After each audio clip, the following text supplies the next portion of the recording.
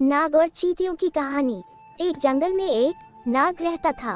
वो रोज चिड़ियों के अंडों, छिपकलियों, चूहों, मेढकों, खरगोश एवं छोटे छोटे जानवरों को खाता रहता था। इस प्रकार छोटे छोटे जीवों को खाकर दिन भर सुस्त पड़ा रहता। कुछ दिनों में ही वह काफी लंबा मोटा हो गया। उसका घमंड भी बहुत बढ़ गया। एक दिन नाग ने सोचा, मैं जंगल में सबसे ज्यादा शक्तिशाली हूँ। मैं जंगल का राजा हूँ। अब मुझे अपनी प्रतिष्ठा और आकार के अनुकूल किसी बड़े स्थान पर रहना चाहिए। ये सोचकर उसने अपने रहने के लिए विशाल पेड़ का चुनाव किया। पेड़ के पास चींटियों का एक बिल था। वहाँ ढेर सारे मिट्टी के छोटे छोटे कण जमा थे। नाग ने कहा, ये बवाल मुझे पसंद नहीं। ये गंदगी यहाँ नहीं रहनी चाहिए। वो गुस्से से बिल के पास गया और उसने चींटियों से कहा, मैं नागराज हूँ, इस जंगल का राजा।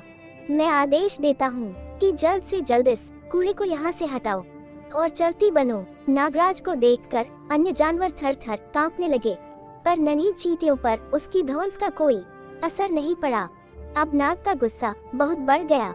उसने अपनी पूंछ से बिल पर कोड़े की तरह जोर से प्रहार किया। इससे चींटियों को बहुत क्रोध आया। क्षण भर में 1000 चींटियां बिल से निकलकर बाहर आ गईं। वे नाग के शरीर पर चढ़कर उसे काटने लगी। नागराज को लगा जैसे उसके शरीर में एक साथ हजारों कांटे चुभ रहे हों। वह असह्य वेदना से विह्वल हो उठा। असंख्य चींटियों से वह घिर गया था।